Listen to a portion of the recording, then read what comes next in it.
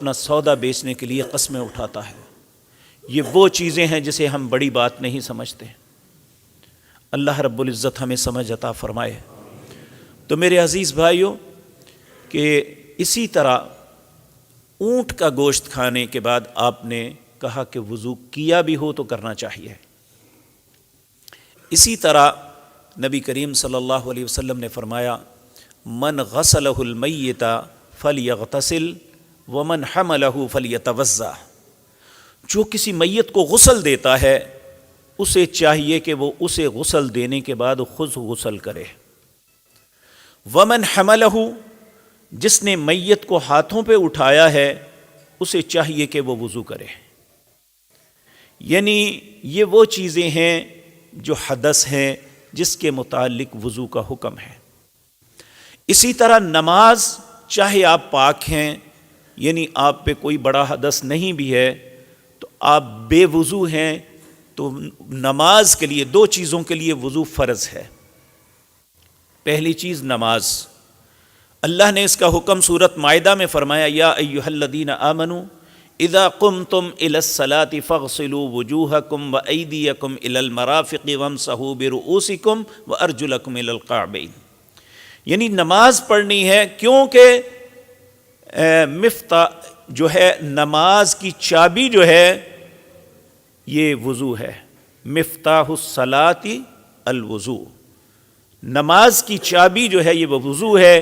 وضو ہوگا تو نماز ہے وگرنہ نہیں ہے۔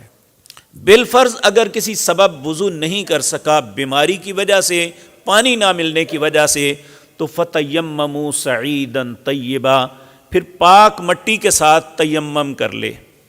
تیمم کیا ہے؟ یہ مٹی کو اپنے ہاتھوں پہ لگانا ہے بسم اللہ پڑھ کے، پھر انہیں جھاڑ لینا ہے، جھاڑ کے اپنے چہرے پہ ایسا کر لینا ہے، یہی مسح ہے۔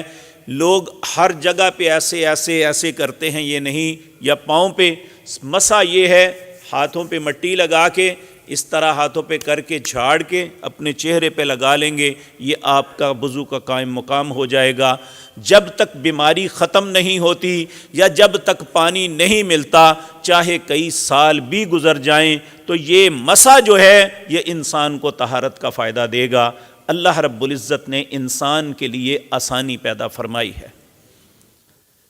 اسی طرح جو غسل ہے وہ جس طرح میں نے عرض کیا کہ میت کو نہلائیں تو تب بھی غسل ہے، جنابت کے بعد تب بھی غسل ہے، عورت نفاس سے پاک ہوتی ہے تب بھی اس پہ غسل ہے، عورت جو ہے یہ ماہواری سے پاک ہوتی ہے تب بھی اس پہ غسل ہے۔ یہ غسل لازم ہے۔ اگر بالفرض پانی نہیں ملتا یا اسے بیماری کی وجہ سے ڈر ہے کہ مجھے تکلیف زیادہ ہو جائے گی تو وہ بھی مسح کر لے، تو جب بیماری ٹھیک ہو تو وہ اپنا غسل کر لے۔ اس سے اللہ رب العزت نے انسان کو احساس دلایا ہے کہ تمہیں پاکیزگی کے اندر ہی زندگی بسر کرنی ہے۔ آپ دیکھیں، ہم میت جب انسان فوت ہوتا ہے تو اس کو جا کے دفنا دینا ہے، مٹی میں دبا دینا ہے، لیکن وہاں بھی اللہ کا حکم یہ ہے کہ اپنی میت کو غسل دے کے پھر دفن کرو۔ میرے عزیز بھائیوں، سوتے وقت بھی رسول اللہ نے فرمایا جو شخص وضو کر کے رات کو سوتا ہے، جب تک وہ اپنی نیند میں رہتا ہے، اللہ اس ایک فرشتے کو مقرر کرتے ہیں جو اس کے لیے اللہ سے دعا کرتا ہے، اے اللہ یہ سویا بھی تو پاکیزگی کی حالت میں، اے اللہ اسے معاف کر دے اور اس پہ رحم کر دے۔ یعنی یہ پاکیزگی اللہ کی نظر میں کتنی محبوب ہے۔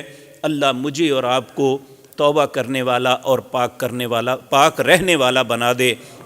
اے اللہ ہماری غلاظتوں کو صاف کر دے۔ اسی طرح میرے بھائیوں، آخری بات، باطنی پلیدگی میں ایک پلیدگی ہے شرک، جو اللہ کے علاوہ غیر کو پکارتا ہے، جو غیر سے مدد مانگتا ہے، وہ چاہے 7 سمندروں میں بھی نہا لے، انما المشرکون نجس، مشرک آدمی پلید ہے، اللہ نے اسے پسند ہی نہیں کیا، کہا فلا یقرب المسجد الحرام بعد عامہم ھذا، یہ کبھی مسجد حرام کے اندر بھی نہ آئے۔ تو اللہ رب العزت جو بھی چیزیں ہماری باطنی یا ظاہری چیز کو پلید کرتی ہیں، اللہ ان سب سے ہماری حفاظت فرمائے۔ نبی کریم صلی اللہ علیہ وسلم کی یہ دعا ہمیں اپنی زندگی کا حصہ بنانا چاہیے۔